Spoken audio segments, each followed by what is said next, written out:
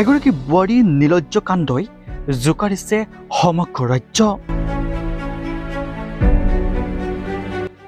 দুটামান ভিউজ, দুটামান ছাবস্ক্ৰাইবাৰ, দুটামান ফলোৱাৰ্ছৰ বাবে অসমীয়াৰ যুৱতী বোৱাৰীসকল যেন অধঃপতনেহে গতি কৰিছে। নিশাটোৰ ভিতৰতে লাখ লাখ মিলিয়ন ভিউজ পাবৰ বাবে অসমীয়াৰ যুৱতী মহিলাৰ নিকৃষ্ট কাণ্ডৰ সামাজিক মাধ্যম খুলিবই নোৱাৰি।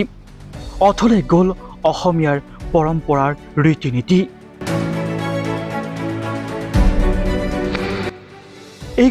এগৰাকী বোৱাৰী হিচাপে এযোৰ ভাল অসমীয়াৰ সাজপাৰ পিন্ধা দূৰৰে কথা। চাওক, কেমেৰাৰ সন্মুখত নিজকে বিবস্ত কৰি তুলিবলৈ লাজ কৰা নাই।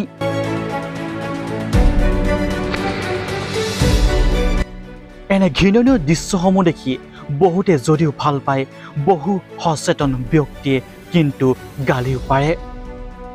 এনেসমূহ যুৱতী বোৱাৰীৰ ওপৰত কিয় অসম চৰকাৰে তথা আইন প্ৰশাসনে ব্যৱস্থা ল'ব নোৱাৰে? আজিৰ তাৰিখত যদি এগৰাকী কণ ছাত্ৰ ছাত্ৰীয়ে এইগৰাকী মহিলাৰ এনে ভিডিঅ'সমূহ দেখা পায়, তেনেহ'লে তেওঁলোকৰ মনত কি শিক্ষাৰ গ্ৰহণ কৰিব? সঁচাকৈ অতি লজ্জিত, ঘৃণনীয় সঁচাকৈ। দুটামান ভিউজ, দুটকামান টকাৰ, দুটামান ফলোৱাৰ্ছ আৰু দুটামান ছাবস্ক্ৰাইবাৰ বাবে যিকোনো পৰ্যায়লৈ যাব পৰা হ'ল অসমীয়াৰ যুৱতী বোৱাৰীসকল। এনে একাংশ যুৱতী বোৱাৰীৰ বাবে এতিয়া নাৰী জাতিটোৱে যেন বদনামত পৰিছে। ওলাই হওক সকলো সচেতন নাৰী সমাজ, এনে সমূহক এতিয়া নাকি লগোৱাৰ সময় আহি পৰিছে। সঁচাকৈ লজ্জিত, ঘৃণনীয়। Bureau' report, news 8 Assam.